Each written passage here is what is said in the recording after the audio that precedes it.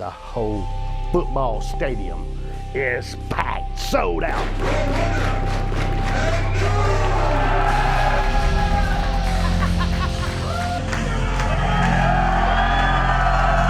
Woo! It's coming your way.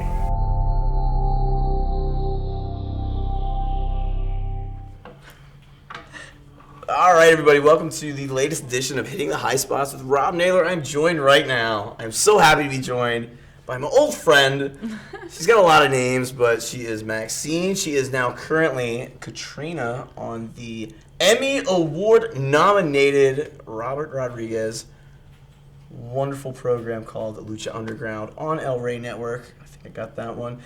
Karlee Perez, how are you doing? I'm great. You are loving life. I am loving life. We have much to catch up on because it's been a minute, but let's just start at the beginning, at birth. Could you talk to me? This is how long this interview is now. Could you talk to me about your background? Because once upon a time, Byron Sexton was on commentary for FCW, and he referred to you hilariously as a walking melting pot. To which true. Abe Washington just died laughing for at least 2 minutes.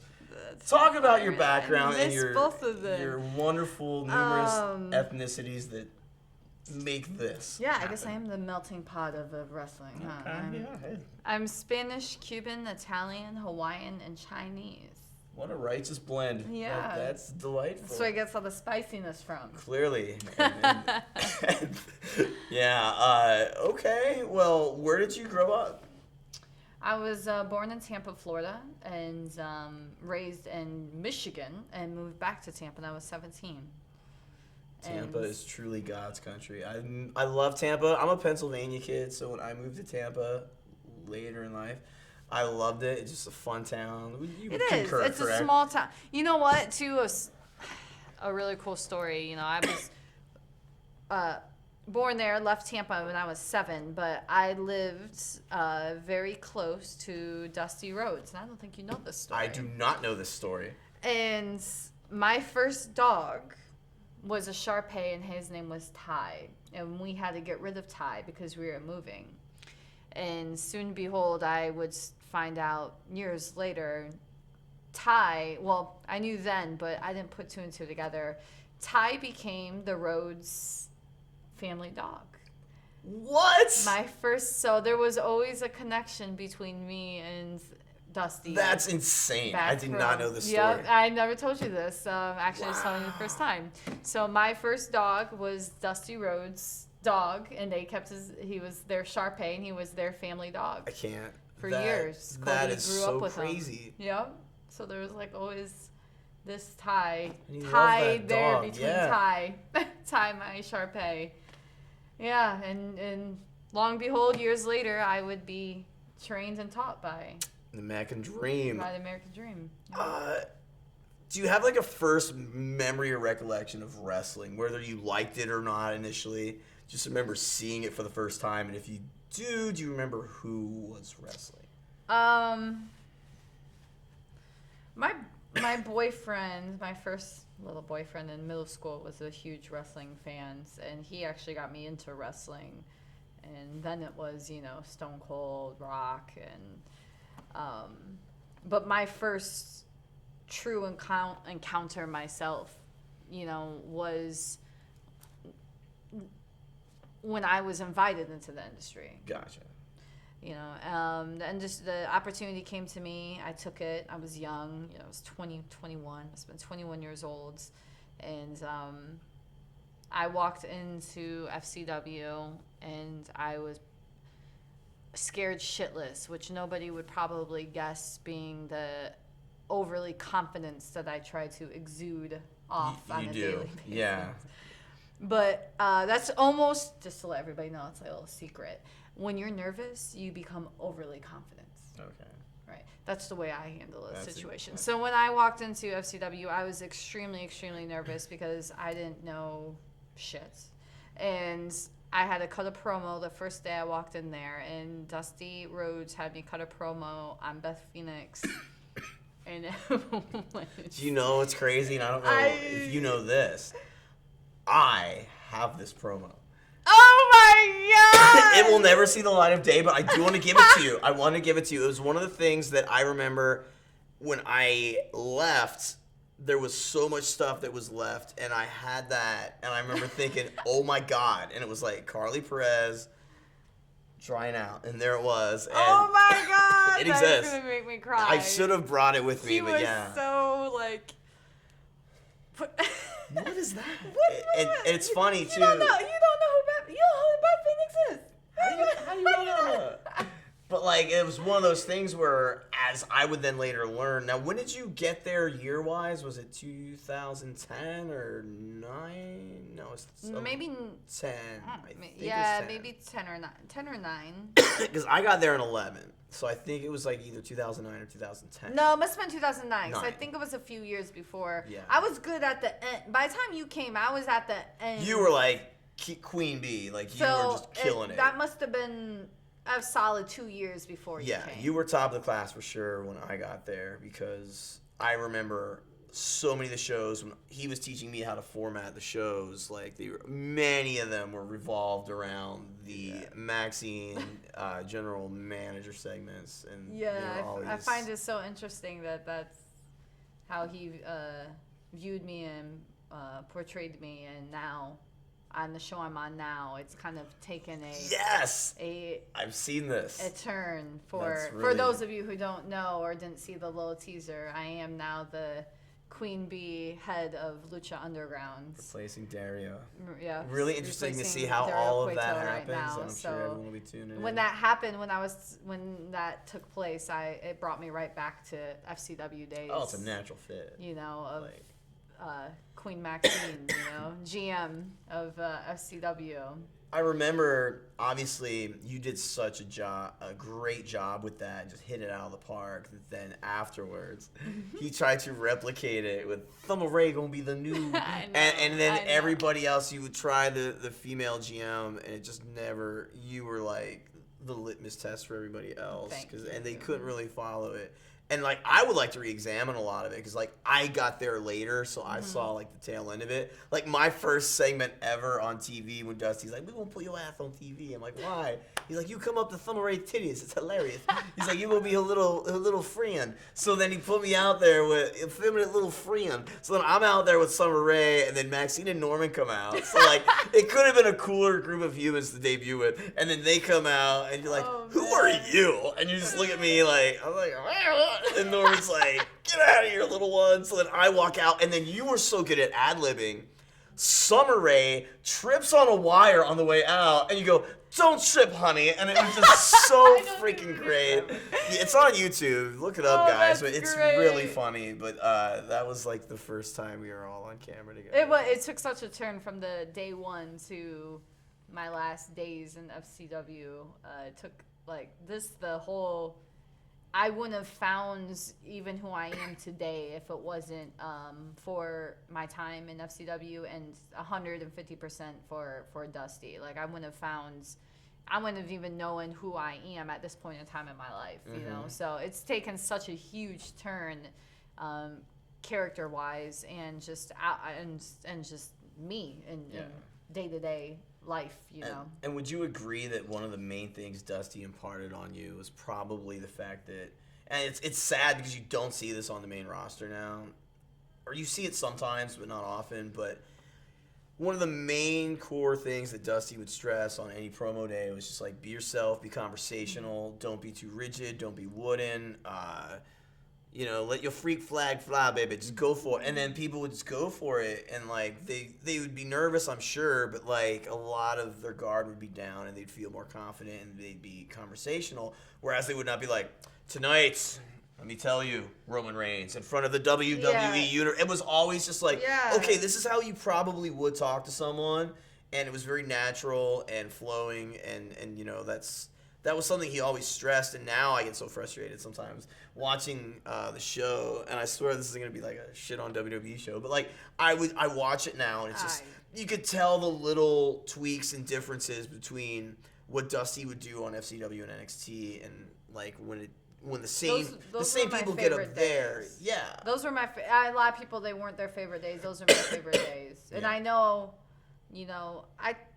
those were my days. That was my day during the week, you know, because I knew what I could bring to the table on those days, you know. And the reason I knew that was because of him, but that is what he taught you, you know. And if anything, when people ask me, it's so weird because people will ask me now for advice or like, what do you think? They come to me about character stuff now, you know.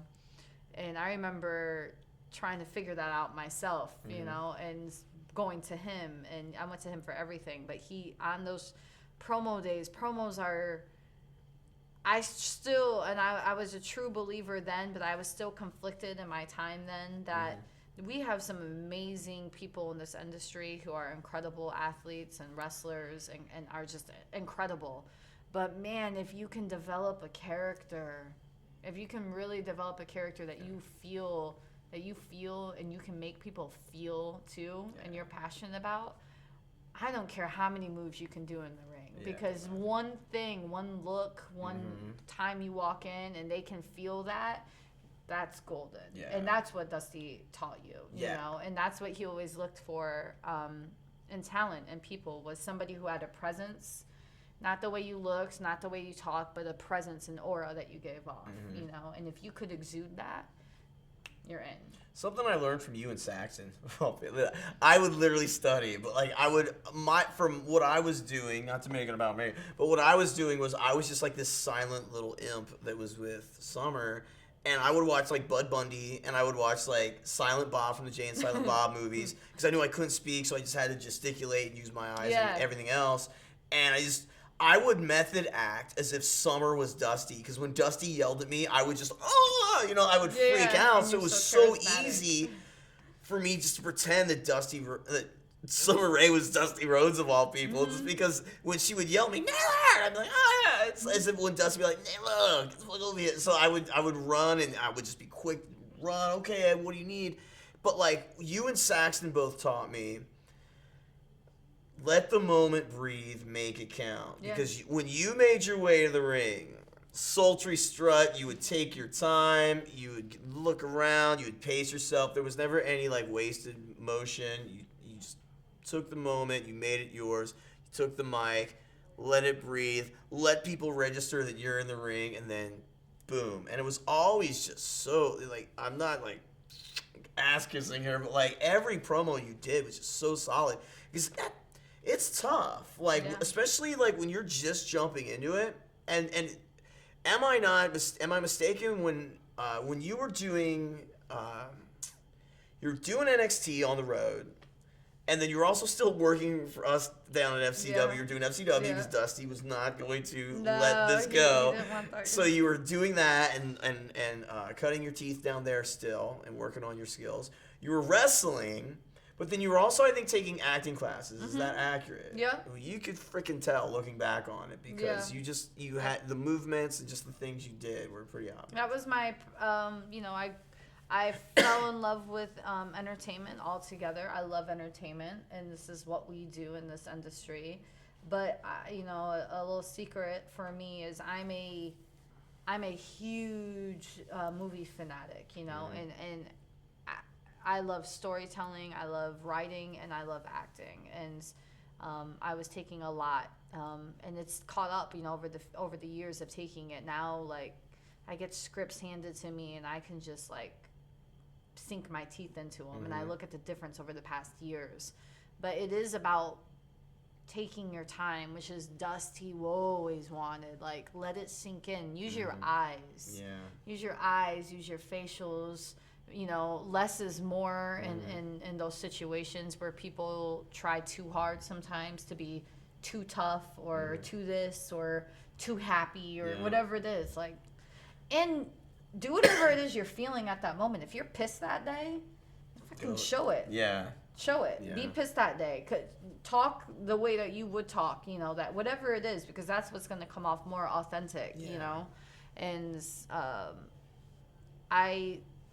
you have to be, it's hard enough what we do for a living, going out, in front of a crowd and being judged, or being judged in general in this industry, because you're consistently being, judged all the time. But when you're you're confident in what you're doing and you start to be aware of yourself, when you allow vulnerability, whether it's wrestling, act, it doesn't matter. As an entertainer, when you allow yourself to be vulnerable, that's when everything's gonna come out the most authentic.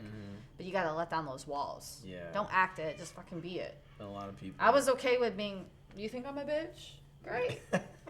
Guess what? That was not difficult. Yeah. You know what I mean? Hey. Then let's do it. Let's roll with that. Then you think I'm a then great. You know, like so. That's what we would go. That's what we would go with. And you gotta own it. We're gonna get into this because I remember so many promo days where you would be either coming in from the road and looking back on it, this was such a ridiculous schedule for a group of you Oh guys. my God, because the it'd be schedule. Like, sometimes it'd be Sunday, Monday, Tuesday. People- If there's pay-per-view, then Monday and Tuesday. And then you're doing TVs. And then you get in like the early next morning on a Wednesday. Sometimes promo days would be Wednesday. Sometimes it'd be Thursday. Then there'd be a live event on Thursday night.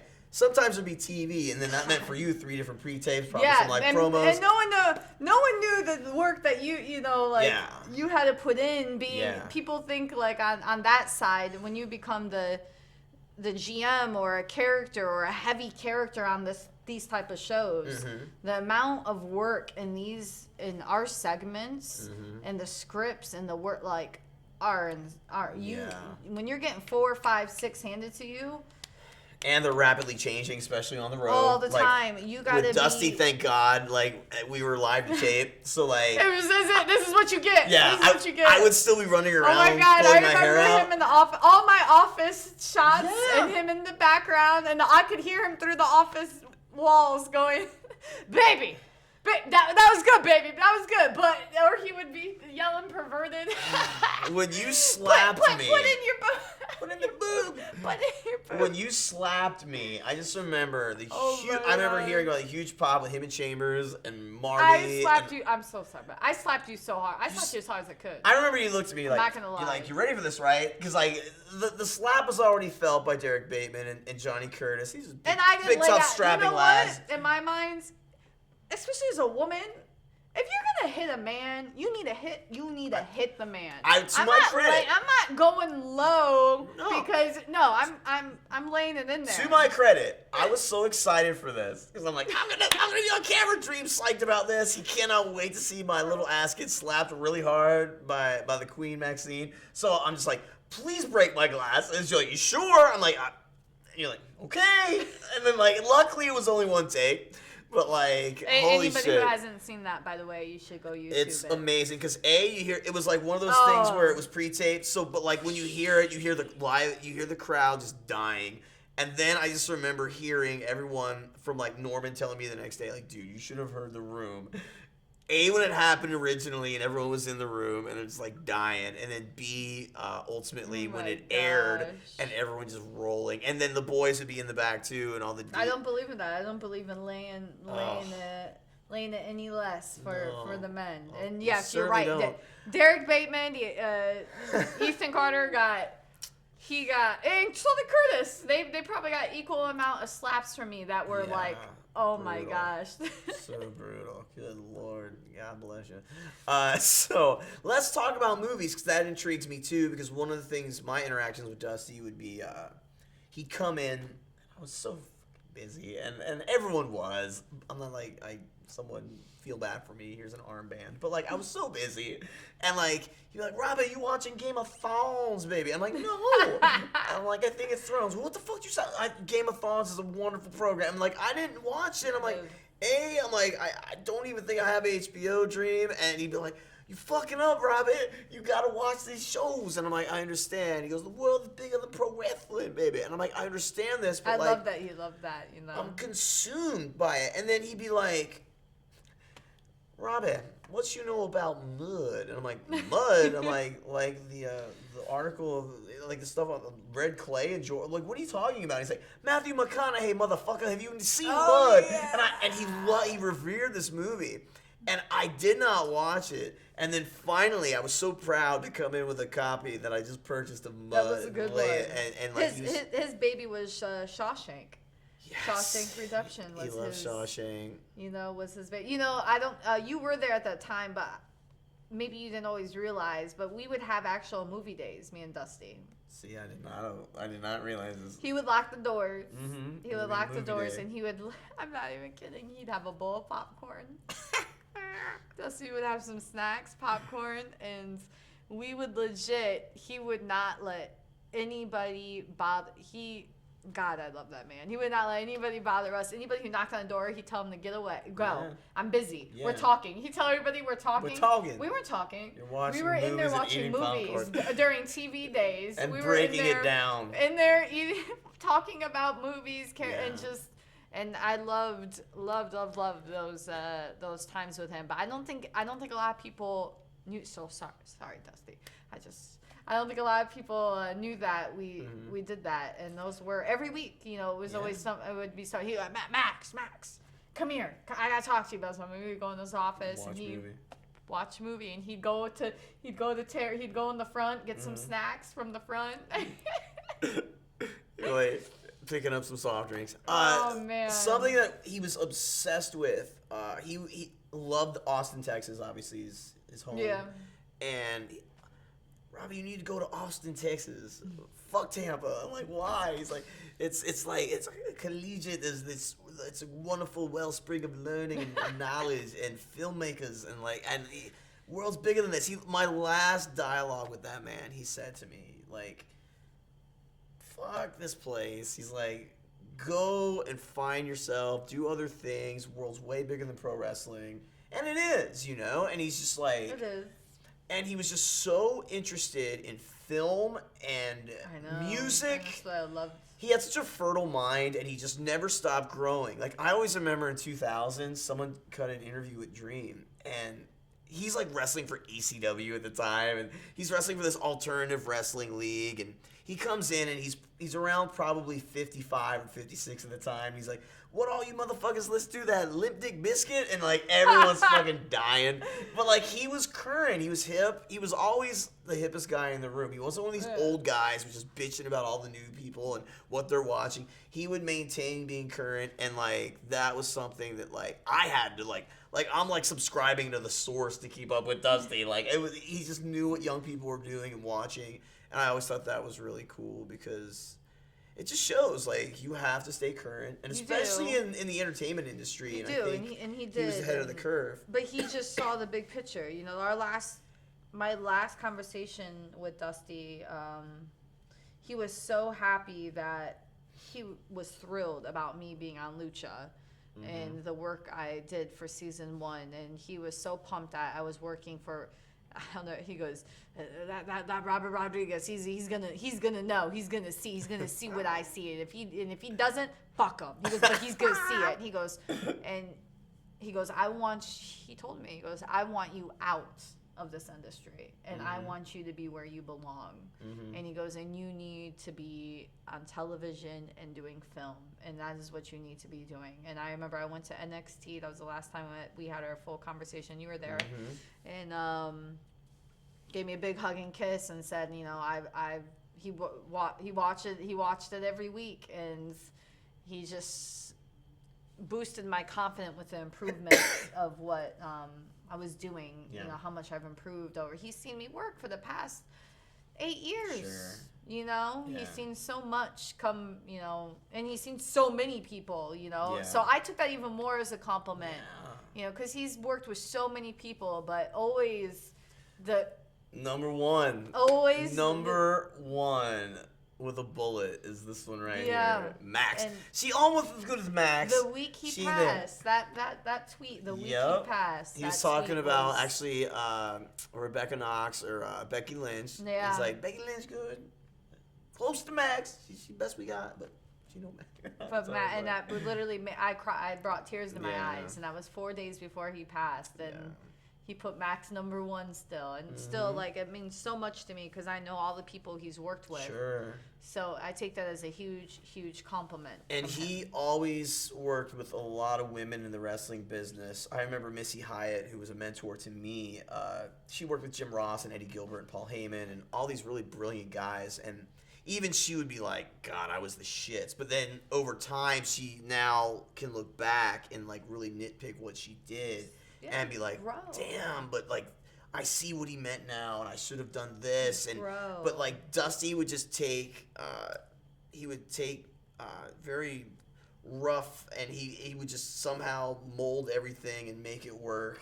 And honestly, he likes the rough edges. Yes. He likes anybody with a little edge. He didn't want the cookie cutter people. Yeah.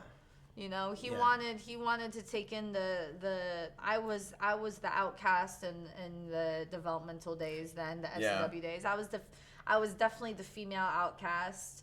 I'm okay with that. I didn't want to be cookie cutter. I didn't want to be like anybody else. But it made it, I'll tell you what, if I could go back, did it make it more difficult for me in the industry. It did make it difficult for me not being following everybody else. Mm-hmm. But he took me right in because of that, and he saw that, and that's I learned a lot throughout that time. You know, when you learn so much, being thrown into the wolves like the way we are in this industry, but just going in so young and growing up.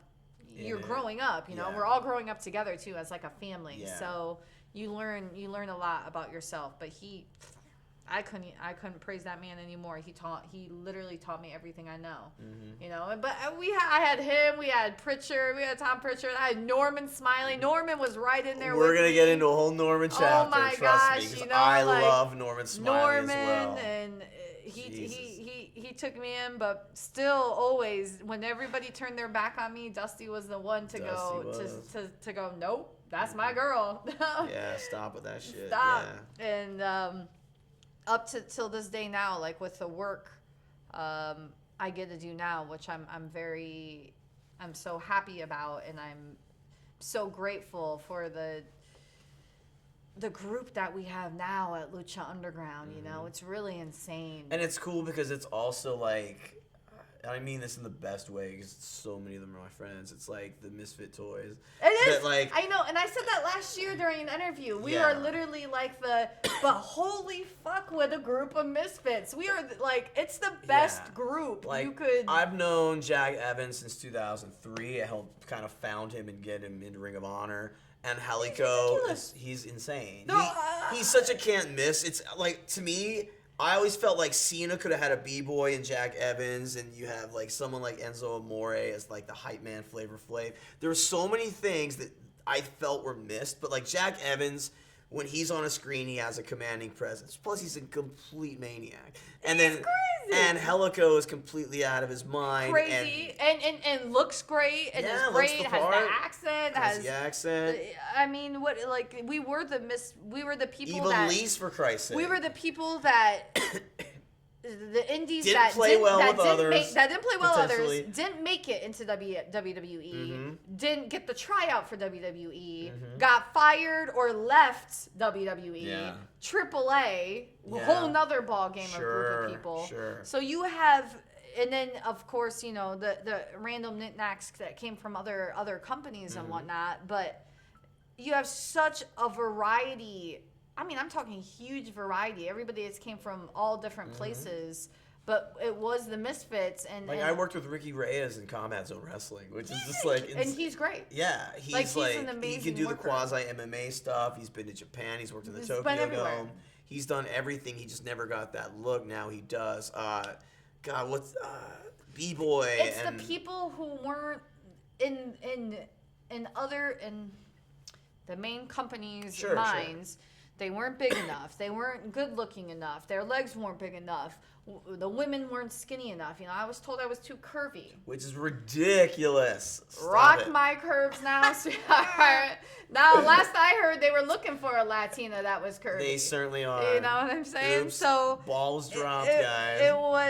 We were the misfits that didn't fit in, but man, does it work now because I will hands down confidently say our product from season one season was 10 times better than any product that they've brought out in the fucking past decade. Yeah, so I in one season, and we're just getting started. Yeah.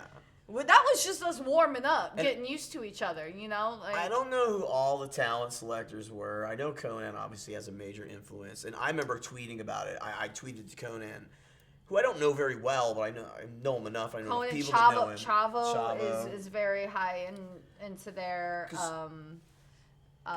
Vampiro. What I love too is they ask us.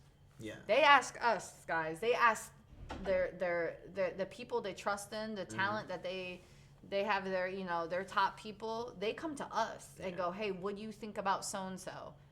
They literally want to know It's funny because ultimately that was what NXT turned into. It was not like that originally, but like now, anytime, like when I first got there, Mercury's like, okay, here's Dragon Gate, here's Evolve, here's PWG, here's Ring of Honor, and like bing, bing, bing, bing, bing, bing, bing, bing, all these guys. He's like, okay, and then he'd ask Rollins, he'd be like, yeah, or he'd ask like Ambrose, or he'd ask Claudio, or he'd ask all these people, and then ultimately now you have kind of an infiltration, and they are now selecting their talent in a totally different way because now they have to compete with Lucha Underground, who has someone like Conan, who has an eye for talent, and Vampiro, and obviously all the other people.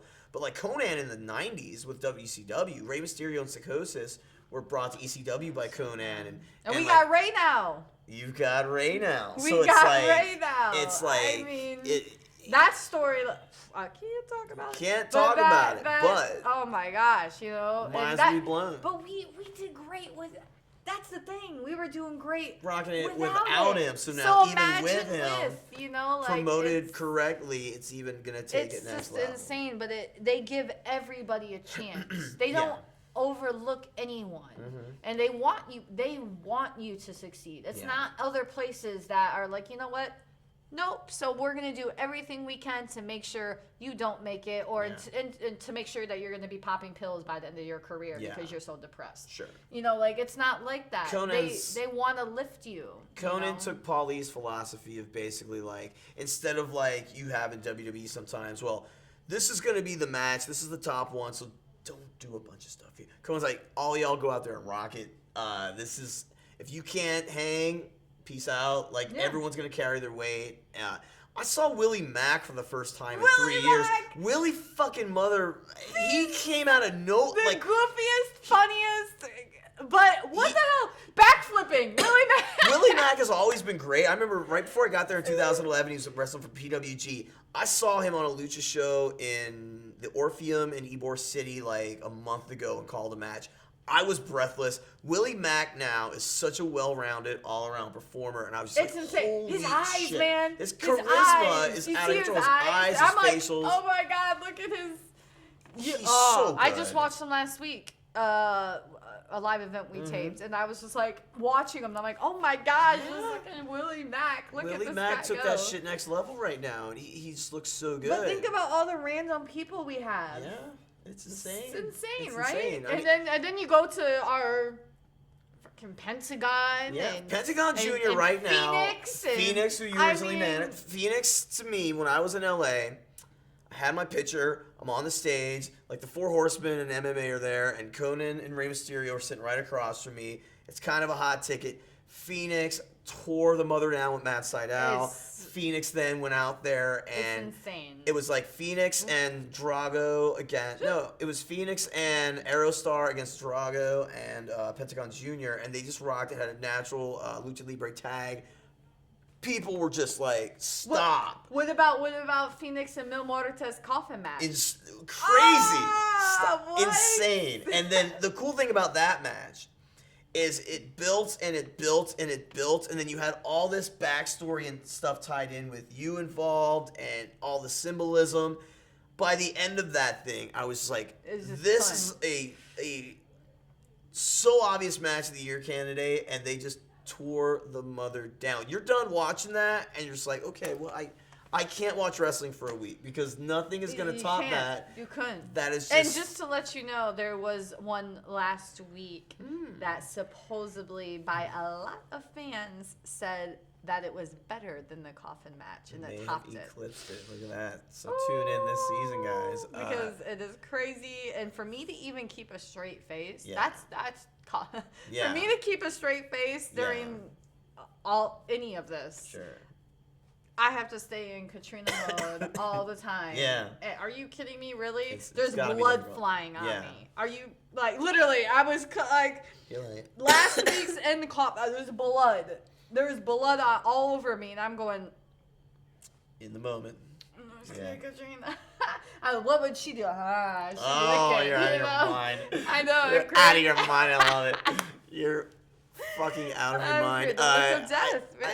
I love, and obviously Prince Puma Ricochet. I've known him since 2004. I remember Jack Evans and me are on AIM in 2004, and he's like, yo, man, there's a guy I'm calling Black Evans because he could do a double moonsault press, and it was like a very stringy-haired 103-pound little Ricochet Ben. back Look in at the him now. day, Look at him now. just rocking it. And Rocking his 12-pack jacked. yeah, Ricochet now is just Insane, He's but, on food and jack. You know, we have Mundo. We have all. It's Yeah. just It goes on. It just goes on, and it goes on rosters and on. And out I of know control. everybody and their mother is calling now. Sure. Everybody. Yeah. Everybody wants in. Because initially, all I know is a lot of the people that talked to me about it was people were worried about the long-term contracts, and that was the Yeah. thing.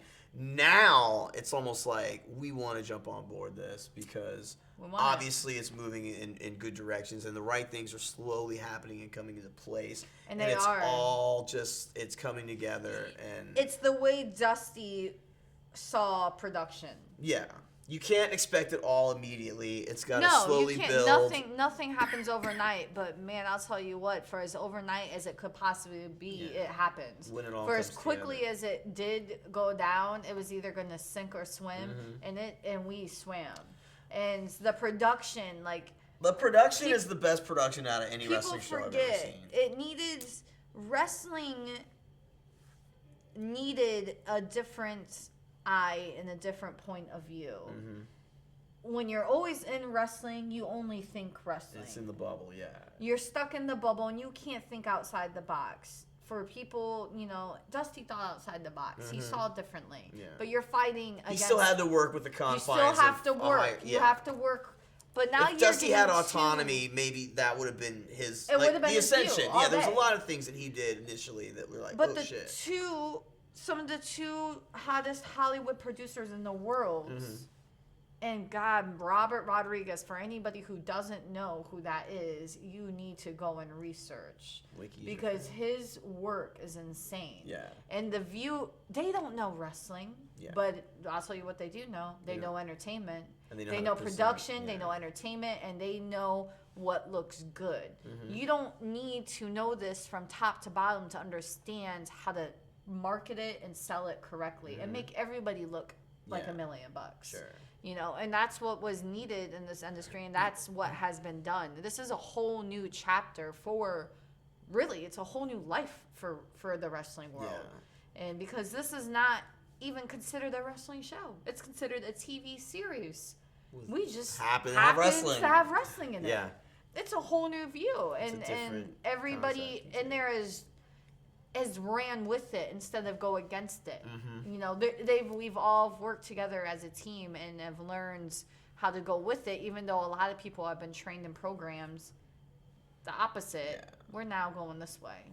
I feel that, and it's one of those things. Again, I was on board. I was watching it. I had friends on it. Obviously, I was so excited for you and Evie.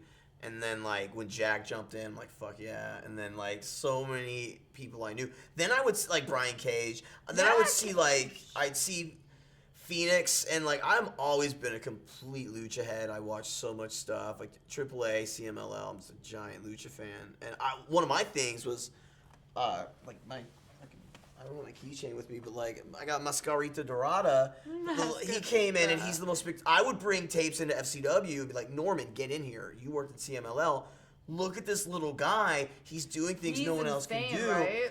And I remember, he went down and was working with Ricardo Rodriguez in Mexico, and Arn's at ringside. And Arn's not necessarily a lucha libre aficionado, but when this guy does 8 revolutions around a guy's arm and then hits a head scissor, and Ricardo can take it, Jesus Christ, we gotta hire this guy. And what's upsetting to me, they brought him in, and my pitch was put him in the full outfit, Adrian Neville or Neville or Pac, I'm like, put him in an outfit, make them the most spectacular tag team. Present him as a regular guy, because there's no one more spectacular than this guy. Even if it's not quote-unquote believable, guess what? Everyone knows wrestling fake anyway, so just go with it. No, we're not going to do this. So then they made him a little bull, and they put him with the Matadors, God bless him. He may as well be me, because he doesn't do anything spectacular anymore, and they've cut his legs off, so now he's 2 feet tall, and it's just bullshit. Because I remember someone gave me a camera, Mercury. He's like, hey, Naylor, do you know it's your Christmas? I go, yeah, it's like March. He's like, no, it's your Christmas, because you're going to get to videotape Masquerita working with Pac right now. And I went in, and I got to watch Neville work with Masquerita, and I'm like, oh my God, they are doing things I've never even seen before, and this is like, they've never even been in a ring together, but Pac's like a great bass, and he's doing all this cool shit. I'm just like, can I keep this? No, we're sending it to you. So they took it, and I couldn't watch it. But what happened was, it was like, then they just took him and made him a guy. But like, Lucha Underground, when they have something like that, hey, here's this guy that can fly into the 8th Fucking row with cool. a plancha. Let's do it. Okay, Angelico, kill yourself for us. Or like, oh, hey, there's a... Go jump off the freaking ceiling. There's a fucking take him 20-foot with ya. thing. You want to do a drop kick onto a ladder? Yeah, It's- fuck it. And like, if the talent's up for it, it's not like they're demanding it, but it's like, hey, if they're up for it, they're wild and crazy, they're young. And No, whatever, and they're let's up go. for it. They're up for Yeah. everything. It's like, let's go for it. And the let's go for it element's kind of missing. The ECW got me really hooked in like 94, 95 because there was that element of danger that was missing. Because everything was so processed and so confined. And then ECW just comes out of nowhere and it's like, holy shit. Okay, there's tables. And now there's fire. And maybe there's thumbtacks. And holy shit, what's going on? And it was just like this unbridled mayhem. And like, oh wow, I'm in my chair, but someone just brawled into me and broke my chair. I'm going to take a piece of my chair home with me, and it's going to be this cool souvenir. Holy shit, I'm going to come back to every show because I'm part of it. It's like the early punk rock scene where like people wanted to fucking sweat and they wanted a black guy. That's like a status symbol. They wanted to be part of the whole scene and thing. And that's what I think Lucha Underground embraces. Man, do you see them get in the audience? Yeah, it's crazy. Oh my god, it's crazy. And the people go for it. I love it. I watch people screaming. Yeah. They're screaming, running away towards the ring because they're so freaked out and they're just right into. They move. If you don't move, it's funny because now they're conditioned enough where like if Angelico sends someone to the floor and this dude's right here, they are going to part like the fucking Red Sea because they know this he's gonna make that 5th row and we all better scatter. It's crazy, and now they're just going straight into we're in the bleachers, we're in the chairs, we're in the bleachers, Yeah. we're on the poles, we're in your drink, you know, like, and it's. There's no safe haven for anyone, and that's the No. unpredictability of any good TV show. And that's not not even being wrestling. done anywhere. Exactly. That's crazy. I remember the apex of the whole fucking thing was the ending montage. Stop me. I'm watching this ending montage, and it's just the brooding music, which is another thing missing in wrestling. Wrestling now, it's not in our database of music that everyone else can listen to on the Toyota commercial. And now it's like the music selection's right. It's gritty, it's grimy, it's dirty. It's kind of like, it's like this prog rock noise type stuff. And you're like, whoa, okay, this is different. And then like, it's very dramatic. And then it just builds and builds and builds and climaxes. And you're like, fuck, oh my God. And I'm watching it was like a 15-minute video. I'm kind of ADD, so like I'm not the most patient person. I am transfixed by this. I'm like, okay, I'm not going to turn this off, and this is one of my favorite things I've watched in at least fucking 2 months on any TV show. So like watching that, and I'm not the only one obviously, because then when it's ended, and then there was that question, like what's gonna happen to the show? And then that almost helped. It did help because everyone then was like, fuck, we can't lose this. They've got to bring it back. So then, wait. We're not going to let you know. We don't know. And then finally when the announcement was made, like, okay, ta-da, here it comes. And then it's taping, and now it's happening, and season 2 is upon us very soon. I'm sure when this is out, it'll probably be like February or something. But like, January, February. But like, it's one of those things where it's like, shit, it's gonna be back, and we're so happy. It's And gonna be back, even topping better than the season 1, which you have to top the first one, which is tough because the first one was just. And you gotta think about that. That being the first one, that's almost a trial period. sure. But man, what a hell of a trial period. Oh, it's So I excellent. can tell you right now, it's top. It's tops. Yeah. It's beyond tops. I think this. I will say this season. Mm-hmm. It's now. This is the big turn. Mm-hmm. This is the holy fuck turn. Okay. This is the. There you go. That's for the preview. Yeah. Holy fuck turn. Yeah, you'll tune in now. This is it. That's the because season 1's like season 1 opened their ears. This is Okay. opening everybody's eyes. This is now like now we heard it. Oh, there's season 2. We gotta now see it. Either people who heard it, they're like, oh, I didn't watch it yet. Yeah. Oh, I haven't. Not really on board. I'm not sure, but I'm WWE. You know what? Now they're gonna watch it. Tune in. They're gonna 'cause watch word it, of mouth. and it's gonna go. Oh, they're gonna go. Oh my god. Yeah, and they're gonna be hooked. I guarantee you, by the end of this season, it's gonna be a whole. It's gonna be a whole new life for this industry. Talk about the Katrina character, the initial basis of it. Did it change? Did you have input in it? A lot. Okay. A lot of input, and that took that took trust and time. That's taken years to be able to get to that point where I'm flattered that people in this industry who have been in this industry a lot longer, and people out of this industry, the people I work with on that show, came straight from Hollywood, but they trust my ideas and my input, and that's extremely flattering to me. They talked to me about a writing position on that show. And that would be interesting. That would be I think, yeah, Jesus, I'm almost afraid of that. That would be scary. The way, where would you take that show? You know exactly where I'd take it. I certainly do. That But that's part of what I love about this doing what I do, and they allowed me to have a lot of input on her, and they allowed me just to be her and allowed me to be me without. I couldn't have done that anywhere else.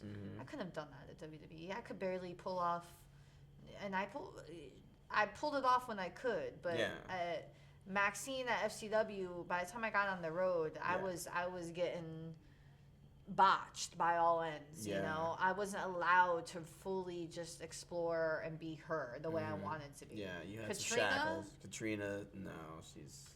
Everything's open. Everything's open. There was no ceiling on me. It's you know what, and I could say, hey, listen, guys, I have an idea. All eyes and ears go on me. They show me the respect and they listen. And either they like it or they don't like it. But either way, they allow me to speak and work with her because of what we've done with her so far. You know, they gave me the description how they wanted her, and then in my mind, this is how I see her. You know, and this is what she's developed and what she's become. And Katrina is a you got to be an overly confident woman, and it's not just about the seducing and the sex. It's pretty much saying, you know what, I own it, and I own you too. And whether you like it or not, you're coming with me. Yeah. You know, and that's the way she is. You know, like you don't have a choice. Yeah. So I'm gonna get you at some point in time. It's just a matter of time. Sure. You know, and that's kind of the way I saw her. And then the lick of death came. It certainly did. That was I think you turned a lot of boys into men with that one. How did the lick of death? How did that? Talk about the lick of death. I can't even talk right now. Conceptually, would someone present that to you? Did you come up with the lick of death? Yes. Of course. Of course.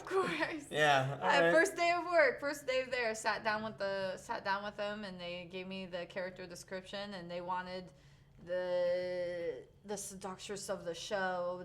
We want the badass chick. We want you to be this chick. Robert Rodriguez loves his women. If you watch his shows, Sin City, Dust Till Dawn, he's pro putting the woman here, the strong, the dams. You know, he puts them up, and they wanted Katrina to be that for the show. Instead of seducing, kissing, everybody does that, and I go, well, Shit, why don't I lick my victims? What do you? What do you mean? What do you mean? Why don't I lick them? Let's try it. Let's do it. And we did it. And that was not, the first one was not taped. And the crowd went crazy.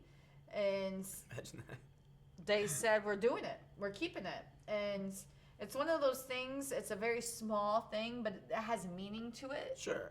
You know, there's It's meaning. just not being done to be done. It's not just being done to be done, Yeah. which I saw another company, boy. let's not say Yeah. who, tried with somebody, let's not say who. Who I might have hung out with 2 Maybe nights a ago. WWE and a Paige. Yeah. Tried God the bless Lick of her. Death She the does. week it debuted. She did. She She's tried it not on. put that tongue in since. She tried it on Natty, but Yeah. they did that. It's a compliment to me. It is. It's a wonderful homage. It's a compliment to me, and they did that just to do it, but there's actual meaning behind what I do, and you gotta own it in order to make that really work. Yeah. You can't just, you gotta own what the hell you're doing. You know what I Yes. mean? And you gotta put some oomph into You that. certainly do. You have this sexual charisma that a lot of the other girls in wrestling don't. A lot of them are just like, dainty. I'm just gonna. Whereas you come out, and again, I'm sure a lot of that has to be working with the people you work with, acting classes, working with Dusty, who always knew how to really Dusty portray brought women. it out. Yeah.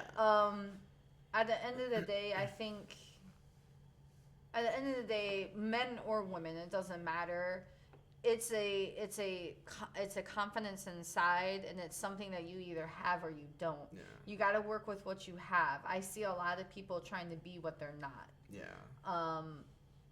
You'll never see me happy, perky, smiley.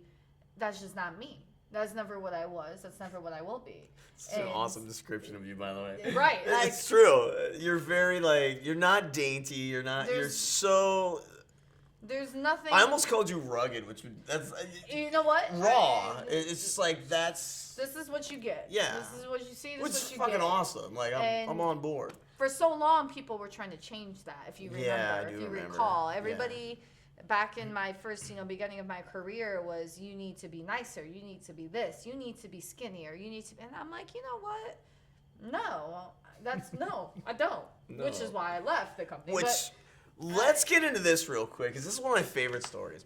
So, I don't know the complete backstory. I just know one day you walked in, and it had been another deal where I personally, this is when I was kind of getting disenfranchised with a lot of my job. It just got a lot less fun because basically there was management change, and some people in the office and management were kind of treating me more like shit.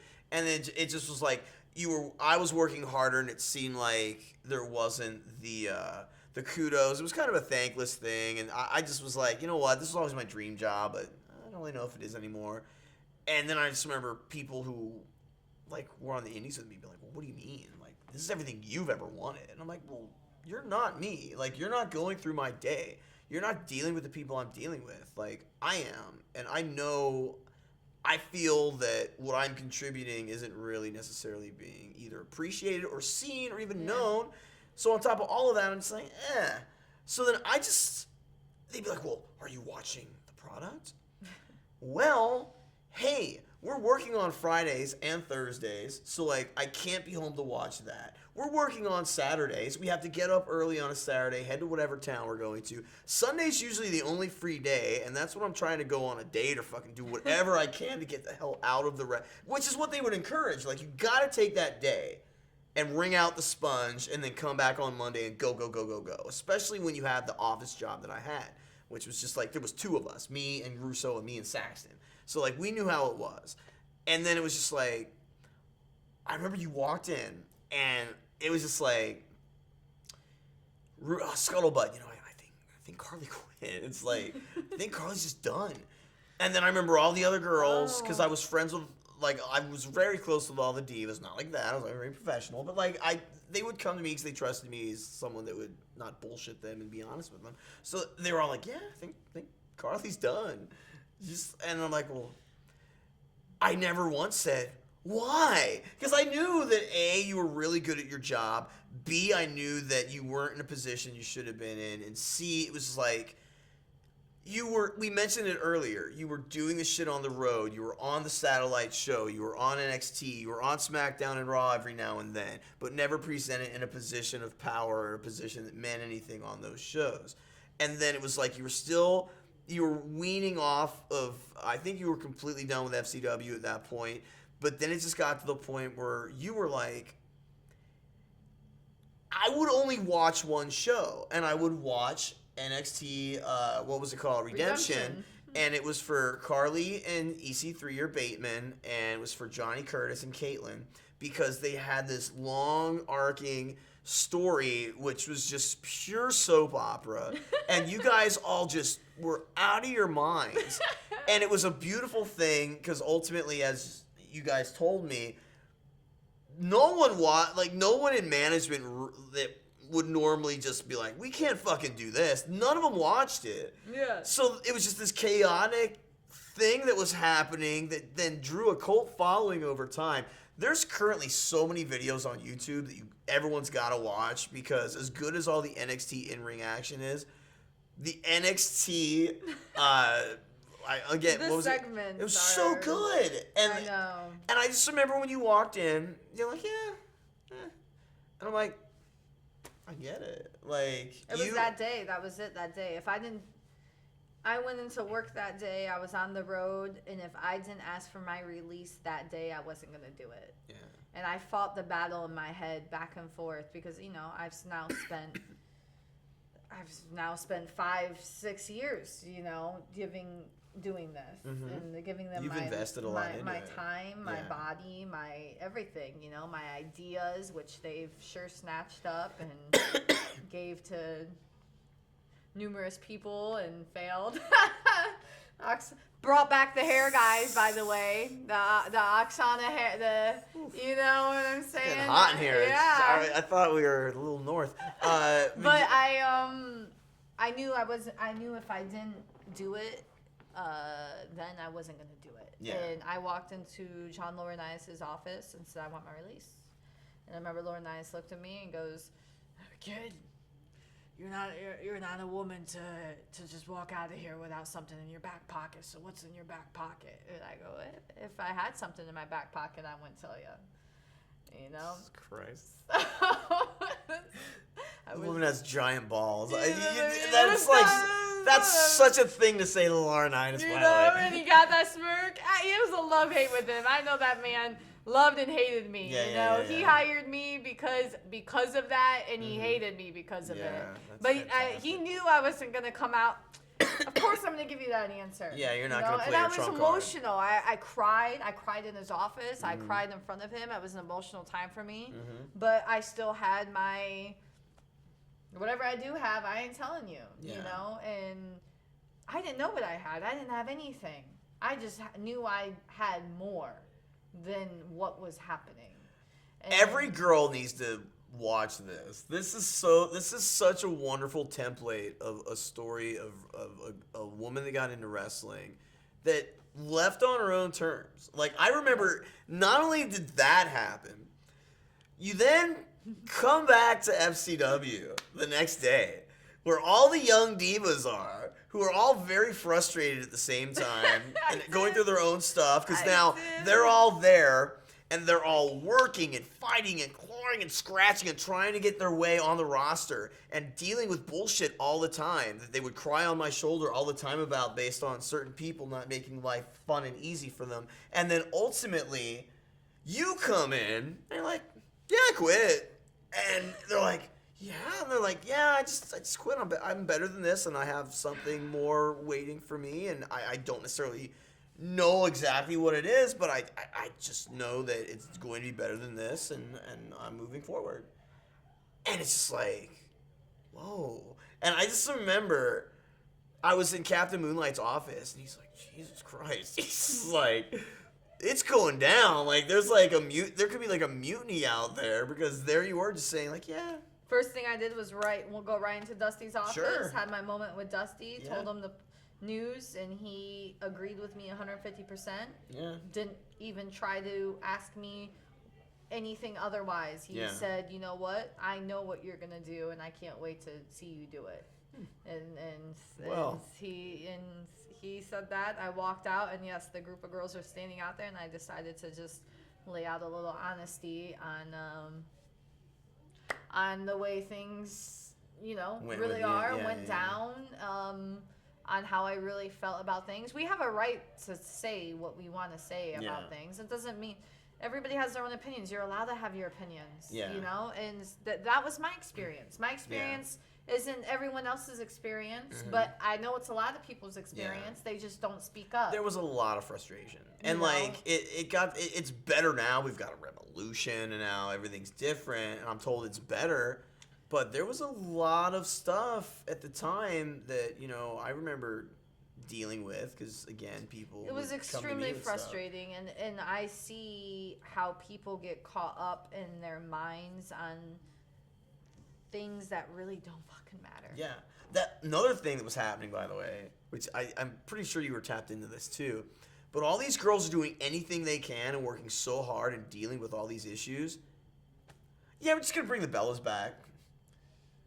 And they're going to go right to the main roster, even though they quit. And we're just going to bring them back. I remember coming in the day that went, like the wind of that happening. And then someone said Maria was coming back, so it was even worse, even though she ultimately didn't come back. But I just remember the rage, and I'm not naming names, but there was just so many girls that were down there that were just like, what the fuck are we doing? Like, what are we doing down here? We've been promised. It's kind of been like, okay, your time's coming. What are we working toward when we're putting in all this time and all this effort, and then they're just gonna go back to the old? And it's funny now because now you see the same thing where it's like there's all these hungry guys. Oh yeah. That are ready-made guys that if they would pull the trigger, there's at least 5 to 8 right now that could be the guy. And they go back to Sheamus, or they bring Kane and Undertaker back, or the Dudleys back. And it's one of these things where I tweeted about it, obviously, in this dating this piece a little bit, but I was just like, this is part of the problem. And it's because you know what works, and that's comfortable.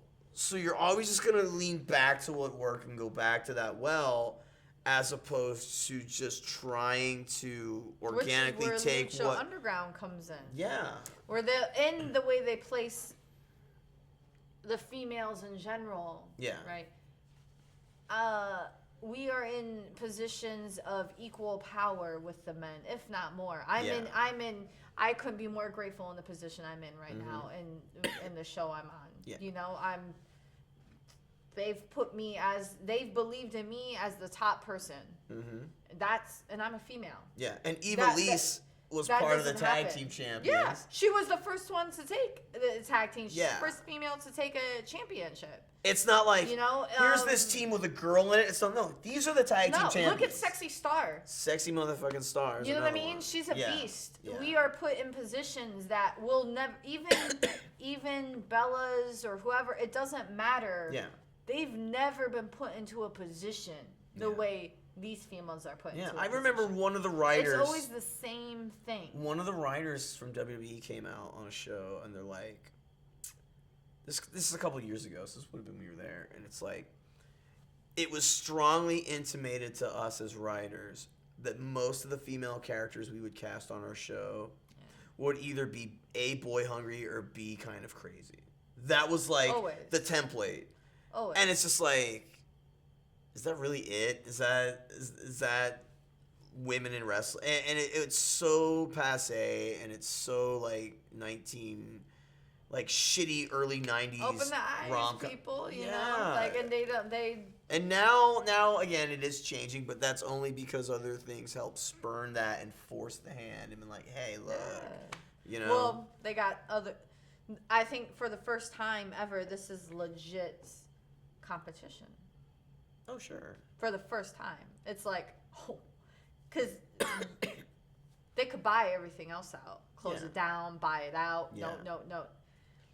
They're not going to. They can't buy it out. Yeah. They can't buy it. And we got some powerful guys behind us as well. Yeah. You Who know? are committed to the cause. Who are committed, and they believe in the work, and they believe in the show. And the product. Buying out the talent is one thing, but at the end of the day, nothing's going to change over on other sides. Yeah. Grass is not greener on the other side, people. It's green where you water it. So where you putting in the time, where the people are putting in the love and the passion, where people are giving chances to the underdogs, that is where it's green, because those are the times that people have to showcase what they really can do and what they really are. It's not where you're going to go take a contract and sit somewhere and wait for your opportunity. Yeah. Because that leads to complacency, and that leads to... It'll never go anywhere. A lack of effort, and that leads to... I've seen it, like, one of our close friends, and I'm not going to name him, but someone we both know very well from developmental, who was just a fucking awesome, phenomenal talent.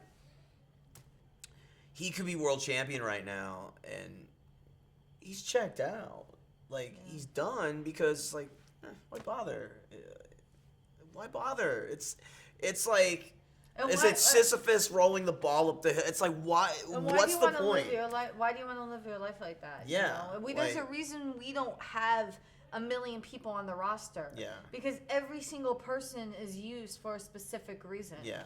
There's nobody just sitting. Yeah. Nobody. Yeah. And nobody will just sit. They're not going to bring in everybody that's calling. Mm-hmm. If we don't have something for you, you're not going to go. Yeah.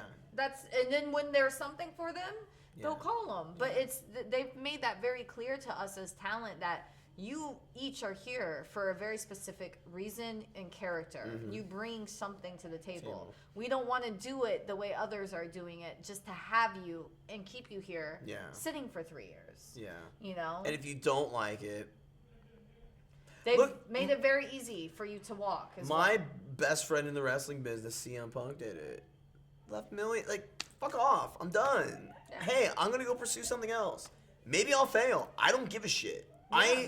It's like, he was basically like, he was basically like, I've spent, what was it, 2005 to, I think, 2013, like 8 years of his life, he spent just fighting, and just fighting, and taking bullets, and just being miserable, because, trust me, I talk to him all the time, and he's just so upset, and it's like, ultimately, he's like, you know what? I can leave.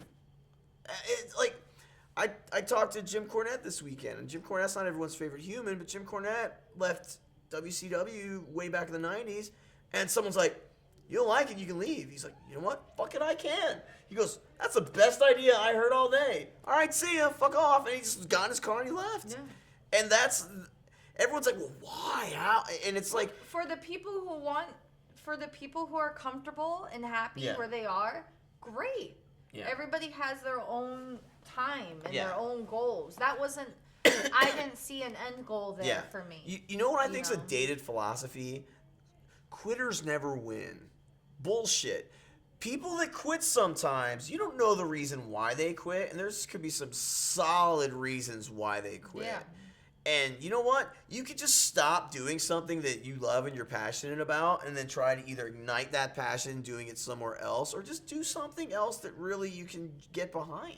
Or it was the journey you needed to do in order for you to do to the next step. Yeah, which is the way I see it. I think that whole, quitter, that's such a cop-out. Like, that's such an easy thing to say, but, like, people don't understand. And like, I remember, even when you were let go, I remember reading, or you left, I just remember reading on the internet, well, why would you do that? Everyone was asking me why I left. I'm just like, y'all don't even understand. Like, it's not like rational thinking people, which you fall into the category, you were like, you know what? I am going to put all of these checks over here. I'm going to put the checks over here. And eventually you just have to look at the checks and balances. Yeah. And it made complete to me.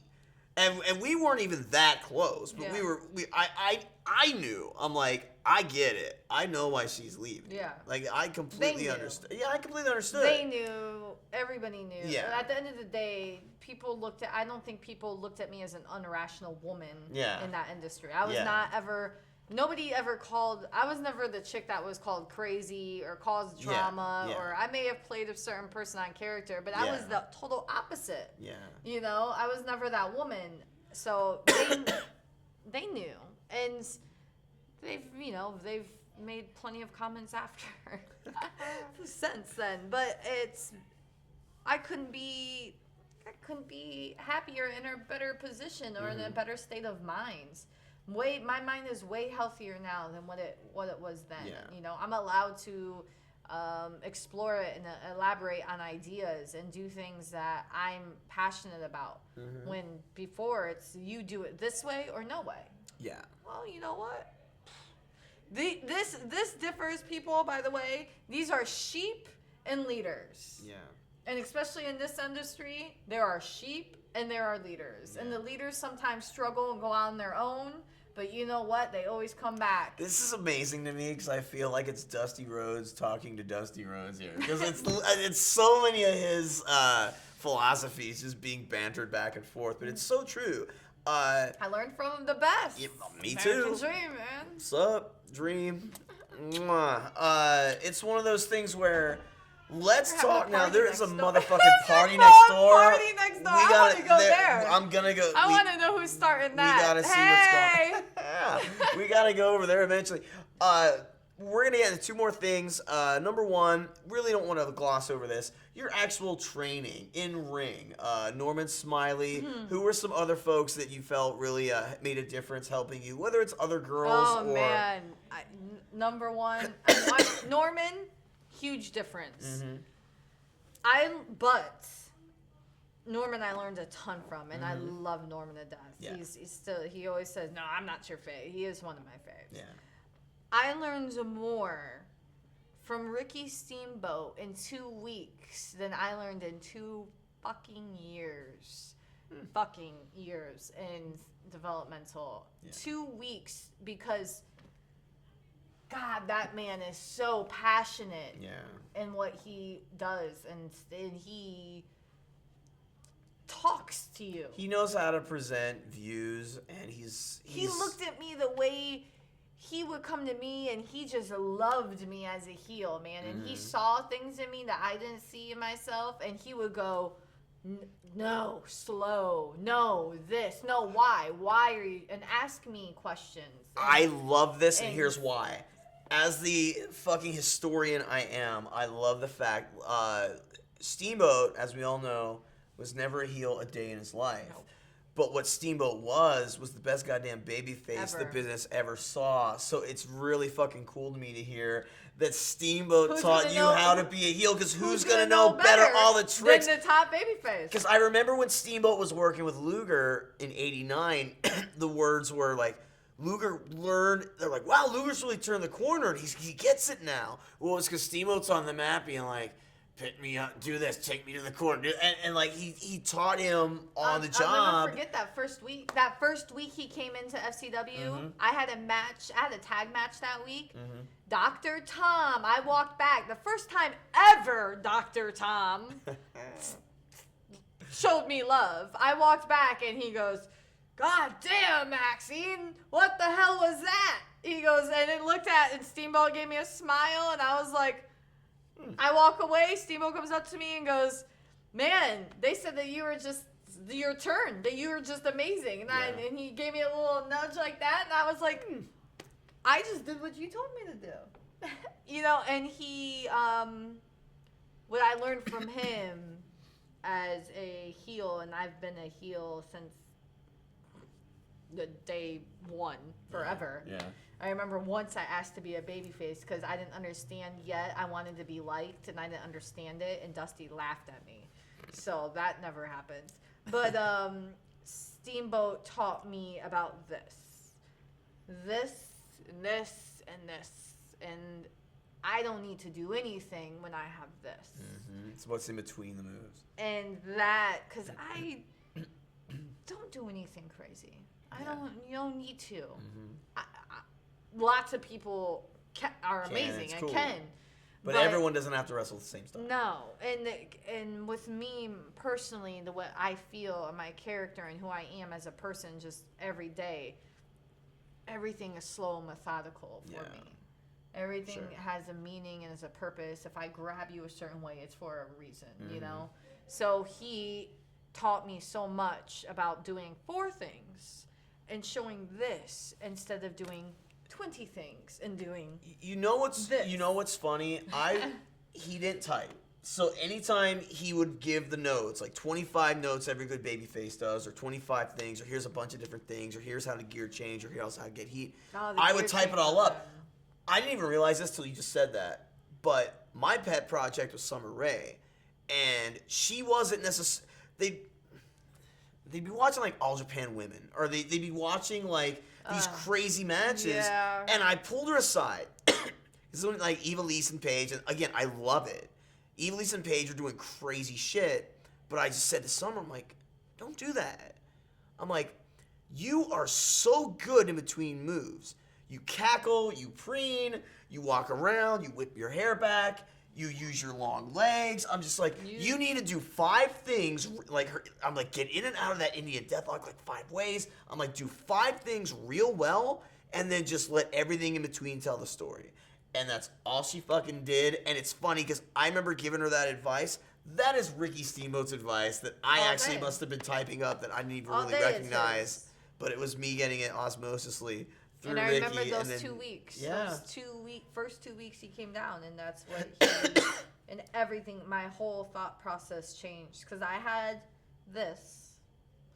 You hand me this, I'll do it. Yeah. But I needed to click it Switch. in when I was in the ring, and that thought process changed with him because of that time he took to ask me why and then tell me, you know, and everything I can remember him specifically, like his face and his hand gestures and everything he did to help me change my gear change, when and why I'm gonna do it now, and what like fucking show it, you know. And man, did he pull that out of me. And I remember really changing at that time. So he was probably, you know, him and Norman taught me so much.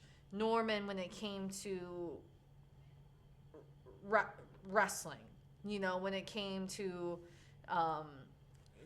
moves and holds and body and how to just my movement. But Ricky, when it came to transitions and my facials and my body language and my character, you know, putting them together. You had 2 amazing coaches in there, and then Dusty. Yeah. You know, and Because again, Dusty was also a minimalist. Dusty Rhodes never had to do a goddamn you hurricanrana in don't his have life, to. and he didn't have to because You don't Dusty have to. had If the you have- people. He had. If you have a character and you Yeah. have an aura, you don't have to. He could just do put that hand anything. up, and people would want to just they jumped He's the so fucking rails charismatic. because they He's wanted the to one that- save their hero. The most amazing men you could possibly work with in this industry, and I'm so grateful that I had the opportunity to do that, because I couldn't imagine going in now. Yeah. I couldn't imagine starting now and going and work. Who would I work with It's that a different could, world. you know what I mean? It's a different This world. is not. I didn't have females to work with me at the time. Yeah. I really didn't have that. I didn't It have was like you know, trial by fire. really, was we didn't like- have anybody down there, anybody better than us when we started. Everybody was green, so it was Yeah. green working with green. I worked with the Green. boys, Mm-hmm. you know. I And got that in. helped. I got in with Fandango, Curtis, always rolled around with me. Loki. I knew that Dragon Sleeper came from somewhere. I met his trainer, Manny Fernandez, tonight, who Key and Homicide knows my favorite. Loki. But, like, who's there it is. Incredible, you know. I got to work with the boys, but we didn't Yeah. have the females. Sure. Beth Phoenix was gone. She was on the road. Natty would come down every now and then. I'd always try to jump in with her. But really, Yeah. It was the blind leading the blind in a lot of the so it's either house you, shows. swim or sink, or you Yeah. learn how to move around it and make yourself Make it work. which is what we had to do. So I couldn't imagine going in now without having them there. The Steamboats, Dusties. Different world. I don't even know. I couldn't even imagine. I don't know. You know. Different world. We even got lucha, like a lucha. We got. Fuck, are you kidding me? Like. Yeah. It's insane. Yeah. You got in there with Vamp. I got Vampiro. Yeah. We got just even the AAA guys going in with them. Oh, because they'll do that know? Yave style of just like transitioning different holds and like. God, who have they brought on? I know Phoenix. They brought on they brought on some other agent. There's like agents. Is now working with Skida? us. I've heard. I don't know if it's Skida, but Skida is this very world renowned Claudio Castagnoli or Cesaro and Chris Hero and a lot of these guys work with this guy Skida. Anyone that knows Chikara knows that he had a big influence. Sarah Del Rey worked under Skida. So like he's like this king of this Yave style that Jack Evans always wanted to learn in the early 2000s, but like he just weaves these moves together and grabs a leg and I remember Hero talking to either Aerostar or Phoenix in LA at Bola, and they were just joking about how Skida would just be like, and everyone's like, and like he would show you and expect you to just be able to like all of a sudden have that kinesthetic sense to just be like, oh, okay, sure, and like not everyone's gonna be able to do that. So, but like he's so amazing at just weaving together holds and it's crazy watching. I'm still baffled to this day. Yeah, it's fun. It's such a unique style of wrestling, and that's just and everybody brings something different. I'm in awe. I'm like a little kid in a candy store all over again each time I watch. Different people go out there that I get to work. Even when I was in FCW, WWE, some of those, I'm like, fucking nuts. A lot of talent. But there's so much talent everywhere. There really is. It's just wish, people were utilized differently sometimes. That's all. So we can close it out with this. I want you to plug whatever you'd like. I want you to talk about Lucha Underground Season 2 and Season 3 and 4 and 5 and 6. Better fucking believe it. Yeah, she's jacked with some Lucha Underground. And talk about maybe acting. How's that going for you? Oh my God. Do we want to That's amazing. When I left WWE, I didn't know anything. I didn't know anything about the acting industry. I just knew I wanted to do it because I could do it. I had the confidence to do it. And I started from scratch just like I did in wrestling, and it took me 2 years, and I'm now signed with an amazing agent in LA. My manager's in New York. Lucha allows me to leave set and go to auditions, go to meetings. I was up for a season-long role on Ray Donovan. Okay. It conflicted with the Lucha schedule. I've gotten calls from Gotham, Orange is the New Black. I just read for a new Marvel series as a lead. I mean, it's going great. It's taken years, but it's been worth every single minute of it. So I'm pumped. Karlee, I am very happy for you. She's one of the good ones, and thank you for doing the interview. Thank you. We will see you on season 2 of Lucha Underground. That's it.